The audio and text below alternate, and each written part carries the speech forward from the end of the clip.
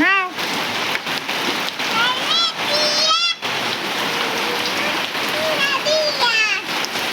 বৃষ্টি হোক বা ঝড় কাজ তো করতেই হবে, তো তার জন্য দেখো এত বৃষ্টি পড়ছে, এখন তাও একটু কম, তো তার মধ্যেও আমার বর কিন্তু ডিউটিতে চলে যাচ্ছে।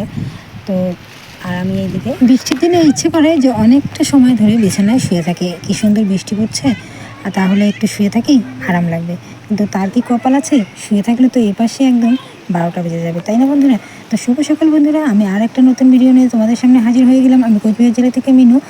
তো কালকে ব্লগ দিতে পারিনি, আজকে আবারও দিচ্ছি। ব্লগ দেওয়ার একদমই ইচ্ছে করছে না, তার কারণ হচ্ছে একদমই ভিউজ নেই।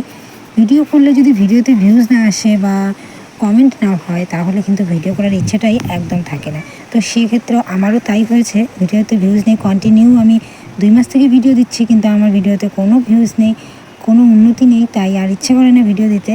তার উপর কাজের তো প্রেশার আছে, ভিডিও করাটা অতটাও সহজ নয় যতটা সবাই মনে করে।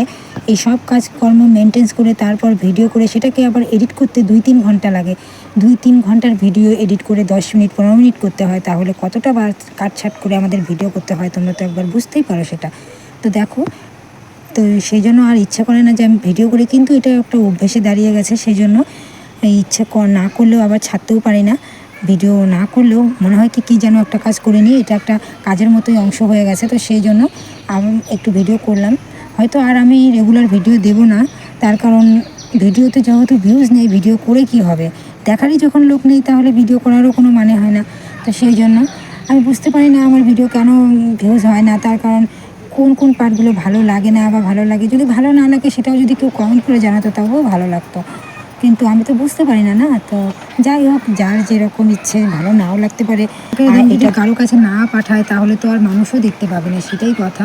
তো ঘর দৌড় গুছিয়ে নিলাম, তার কারণ হচ্ছে বাড়িতে আসবে অতিথি। অতিথি বলতে আমার জামাইবাবু। তো তার জন্য ঘরটা পরিষ্কার করে গুছিয়ে নিয়ে আমি কিন্তু সকালবেলা রান্নাবান্না করে নিয়েছি। বৃষ্টি হলে হবে কি, সকালবেলা উঠতেই হবে, উঠে সকালবেলা রান্নাবান্না সেরে কিন্তু খাওয়া দাওয়া হয়ে গেছে। এখন অতিথি আসবে, তার জন্য আরেকটু অন্য কিছু রান্না করব। তো দেখতে থাকো আমি কি রান্না করব আর কি কি করেছি। তো চলে এলাম রান্নাঘরে, আর রান্নাঘরে কি কি রান্না করেছি সেটাই তোমাদের সঙ্গে আজকে আমি শেয়ার করব। দেখো, সকালবেলা কিন্তু আমার রান্না হয়ে গেছে। তো সকালবেলা করেছিলাম হলো ঢেঁকি শাকের চচ্চড়ি আর ডাল। এই যে দেখো ঢেঁকি শাক, আর করেছিলাম এই যে ডাল। তো এই দিয়ে কিন্তু আমাদের খাওয়া দাওয়া হয়ে গেছে। আর ছেলের জন্য করেছিলাম পাঁপড়, আর এখানে ভিজিয়ে রেখেছি বাদাম। বাদামগুলো ভিজিয়ে রেখে ওগুলো ছুলে নিয়েছি। তারপর কিন্তু আমি একে একে এখন করব পটল বাদাম আর হচ্ছে মাংসটা। তো আমার জামাইবাবু মাছ খায় না, না হলে মাছও অল্প করে একটু নিয়ে আসতাম। মাংসটা রান্না করলে তারপরে মাছ খায় না, তাই মাংসটাই নিয়ে আসা হয়েছে। রান্নাবাড়ি চলছে, আর এই দুটো এখন রান্না করেছিলাম। একটু চাটনি করব, তো কী দিয়ে চাটনি করব সেটাই খুঁজে পাচ্ছিলাম তো। যাই হোক, চাটনি আর বানানো হয়নি, তাই আমি প্রথমে পটলটা ভেজে নিচ্ছি। পটলটা ভেজে নিয়ে আমি রান্নাটা শুরু করে দিলাম। আর দুটো রান্না তো হয়েই আছে, কিন্তু বৃষ্টির দিনে একদমই ইচ্ছে করে না। আর বারবার আমার তো ঘরের ভিতরে কলপার নয়, তো তাও বারবার বাইরে যেতে হয়, আর একদম ভিজে কিন্তু আমার অবস্থাটা পুরো শেষ হয়ে গেছে। আর এই যে দেখো এখানে ঢাকা আছে। সকালবেলায় কিন্তু আমি মাংসটা বেছে একেবারে স্নান করে নিয়েছি। স্নান করে মাছ মাংস ভাজতে কেমন যেন একটা অতৃপ্তিকর লাগে। তো আমি মাংসটা বেছে একদম ধুয়ে পরিষ্কার করে ঢেকে রেখেছি।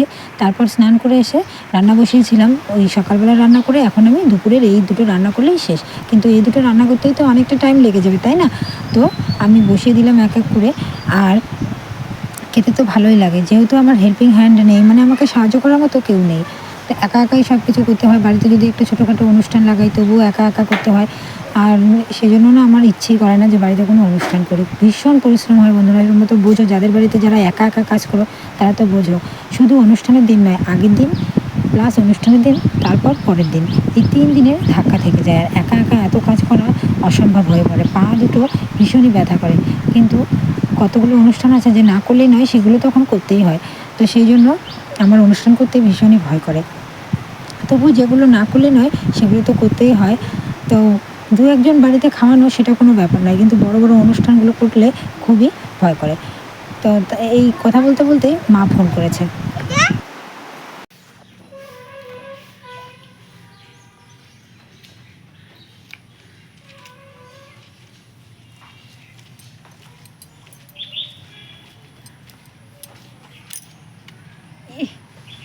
বাইরে দেখো বন্যা হয়ে এসছে মনে হয়, এত জল ফ্ল্যাট হয়ে গেছে একদম পুরো জলে জল, এত বৃষ্টি হয়েছে।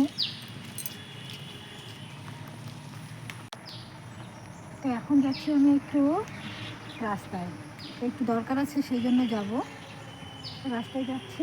আর দেখো রাস্তাঘাটের কি অবস্থা, দেখতে থাকো। এত পরিমাণে বৃষ্টি হয়েছে কি বলবো আর, মানে বন্যার মতো বৃষ্টি হয়েছে, চারপাশে জলে জল, পুকুরগুলো তো জলে একদম ভরে গেছে। যদিও বর্ষাকাল, তবুও প্রত্যেক দিনই বৃষ্টি হচ্ছে, কিন্তু আজকের মতো এতটা বৃষ্টি কোনোদিনও হয়নি। একদম পুকুর ঠুকুর সব ভরে গেছে। এই যে দেখো পুকুরের অবস্থা, এই যে এত জল, একদম ছো ছো ভাব। তো চলো আমি যাব একটু রাস্তায়, তো যাই। সেখানে একটা জিনিস মানে মা পাঠিয়ে দিয়েছে, তো সেটাই আনতে যাচ্ছি, তোমাদেরকে দেখাবো। আর আজকে আমার জিজু আসার কথা আমাদের বাড়িতে, তার জন্যই রান্না বান্না চলছে। মায়ের বাড়ি কাছাকাছি হলে এটাই একটা সুবিধা হয় বন্ধুরা, তাই না? কোনো কিছু থাকলে সঙ্গে সঙ্গে মা পাঠিয়ে দেয়। তো আমার বাড়ি যেহেতু মানে বাবার বাড়ির কাছাকাছি 10-15 মিনিটের রাস্তা, সেজন্য মা যা কিছুই রান্না করুক বা যা কিছু ঘরে থাক একা খায় না, আমার জন্য একটু হলেও পাঠিয়ে দেবে। তো কী পাঠিয়ে দিয়েছে সেটাই আনতে যাচ্ছি, দেখি কি পাঠিয়ে দিয়েছে। এই যে রেল লাইন পার হলাম, এখন যাব, দেখতে থাকো।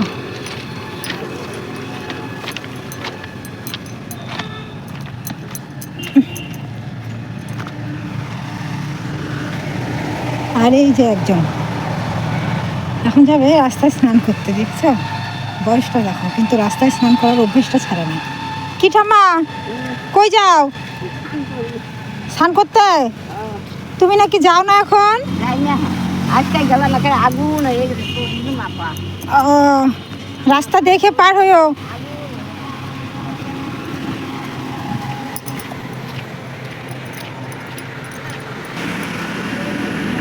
যা বাবা, যে দোকানে দেওয়ার কথা সেই দোকানটাই বন্ধ। ও আজকে দোকানে খুলিনি, তার মানে দিতেও পারেনি। এই যে দোকান, এই দোকানে দেওয়ার কথা, নাকি দোকান বন্ধ করে চলে গেছে, আমি সেটাও জানি না।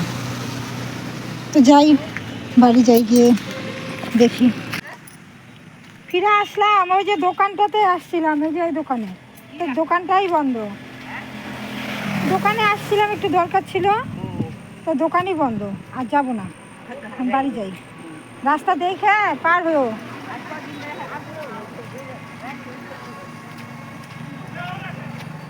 তো এখন বাড়ি যাই, ওই দোকানে দিয়ে যাওয়ার কথা, তখন প্রচণ্ড বৃষ্টি ছিল, তো আমি বলেছি যে ওই দোকানে রেখে যাও, আমি পরে গিয়ে নিয়ে আসবো। তো এখন দেখি দোকানই বন্ধ। তখন দোকান খোলা ছিল নাকি এখন বন্ধ করলো সেটা জানি না, পরে বুঝতে হবে সেটা।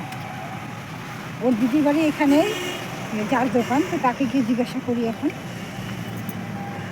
তো পেলাম না যখন, রাস্তা থেকে সোজা বাড়ি চলে এলাম, এসে আবারও রান্নাবান্নায় মন দিয়ে দিলাম।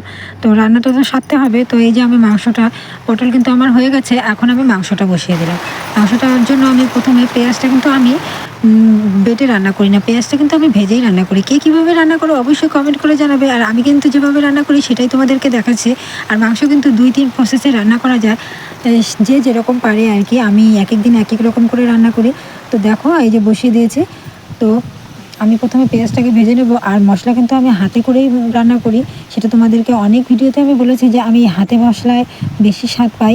তো সেই জন্য এই যে, আর আজকে কিন্তু আমি মশলাটা আগে দিইনি, আগে আমি মাংসটা ছেড়ে দিলাম, তারপরে কিন্তু আমি মশলা দেব। আগে মাংসটা একটু হালকা ভেজে নিয়ে তারপর আমি এর মধ্যে মশলা শুদ্ধ জল অ্যাড করে ঢেকে দেবো। তারপর একটু ভালো সিদ্ধ হয়ে গেলে ওর মধ্যে মশলাটা কষিয়ে, ভালো করে কষিয়ে নিয়ে আমি জল দিয়ে দেবো। তাই আমি এইভাবেই রান্না করি। আর ওখানে দেখো আমি সাইডে আলু কিন্তু ভেজে রেখেছি। তোমরা হয়তো ভাবছো যে মাংস বসিয়েছি কিন্তু মাংসের কালারটা কেন এরকম, আসলে তখন আমি হলুদটা দিইনি, মানে হলুদ দেওয়ার সময়ই পাইনি। তো এখন আমি হলুদটা দিয়ে নিলাম। আর মাংসতে কিন্তু মশলাটা আমার দেওয়া হয়ে গেছে, আর তবুও কিন্তু রঙটা সেরকম আসেনি। তার কারণ হচ্ছে আমি কিন্তু লঙ্কার গুঁড়ো এখনও দিইনি। তার কারণ আছে, তার কারণ হলো আমার ছেলে লঙ্কার গুঁড়ো দিলে মাংসটা খেতে পারবে না, ওর জন্য আগে ঝাল ছাড়া আমি এইটা তুলে দেবো, মাংসটা তুলে রাখবো, তারপর কিন্তু আমি মশলাটা দেবো। তো এই যে দেখো আমার কিন্তু একটু ভাজা ভাজা হয়ে গেছে। এখন আমি এটা ঝাল ছাড়া তুলে রেখে তারপরে আমি কিন্তু ছেলের জন্য এই যে তুলে রেখেছি। তারপর এখন আমি জল দিয়ে দেবো। এখন জল দিলে বাস আমার মাংস কমপ্লিট। আর মাংস হতে হতে আমার গেস্টও কিন্তু চলে এসেছে, তারপর খেতে দিয়েছে। আর মিষ্টি নেওয়া হয়েছিল, মিষ্টি দই আনা হয়েছিল, এগুলো কিন্তু আমি তোমাদেরকে কিছুই দেখাতে পারিনি। তার কারণ আসার পর এতটা ব্যস্ত হয়ে গেছিলাম, মানে কী খেতে দেবো না দেবো আমি কিন্তু তোমাদেরকে দেখাতে পারিনি। তো তার জন্য ক্ষমা প্রার্থী, আমাকে ক্ষমা করে দিও। ভিডিওটা কেমন লাগলো অবশ্যই সবাই কমেন্ট করে জানাও। আজকের মতো ভিডিওটা এই পর্যন্তই। সবাই ভালো থেকো, সুস্থ থেকো। আবারও আরেকটি নতুন ভিডিওর সঙ্গে তোমাদের সঙ্গে দেখা হচ্ছে। ততক্ষণ